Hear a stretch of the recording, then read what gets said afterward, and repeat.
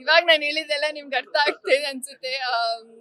ನಾನಲ್ಲದ ಪಾತ್ರ ಅಂತ ಹೇಳಿದೀರಾ, ಬಟ್ ನನ್ನನ್ನ ಆ ರೀತಿ ಸ್ಕ್ರೀನ್ ಅಲ್ಲಿ ನೋಡ್ಬೇಕಾದ್ರೆ ತುಂಬಾ ಮಜಾ ಬರ್ತಿತ್ತು, ತುಂಬಾ ನಗ್ತಿದೆ. ನಾನು ಆ ಕ್ಯಾರೆಕ್ಟರ್ ನ ತುಂಬಾ ಎಂಜಾಯ್, ಮಚ್ಚಲಕ್ಷ್ಮಿನ ತುಂಬಾ ಎಂಜಾಯ್ ಮಾಡ್ತಿದ್ದೆ.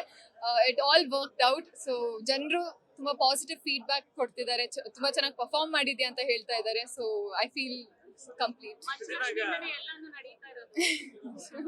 ಅದೆಲ್ಲ ಹೇಳ್ಬಾರ್ದು. ಮಚ್ಚಲಕ್ಷ್ಮಿ ಏನು ನಡೀತಲ್ಲ ಕೊಂಡ್ರು ಅದು ಕುಸ್ತು ಹೋಗ್ತಾ ಇರ್ತದೆ. ಹಿಂಗಾಗತ್ತೆ ಅನ್ಕೊಂತಾರೆ, ಹೌದು. ಹಂಗಾಗಲ್ಲ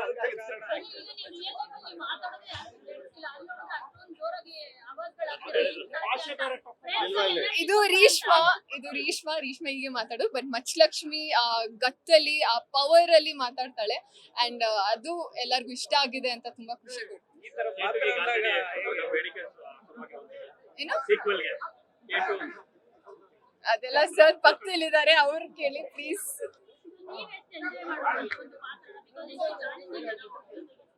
ತುಂಬಾ ಎಂಜಾಯ್ ಮಾಡ್ತಿದ್ದೆ.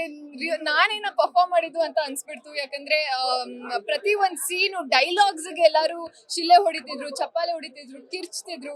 So end of the day ಇದಕ್ಕೆ ನಾವು ಕಾಯ್ತಿದ್ವಿ, ಈ ತರ ಒಂದ್ ರೆಸ್ಪಾನ್ಸ್ಗೆ ನಾವು ಕಾಯ್ತಿದ್ವಿ. ಅಂಡ್ ಫೈನಲಿ ಅದ್ ನೋಡಕ್ ಸಿಕ್ತು, ಅದನ್ನ ಎಕ್ಸ್ಪೀರಿಯನ್ಸ್ ಮಾಡಕ್ ಸಿಕ್ತು ಅಂತ I feel so happy. Thank you.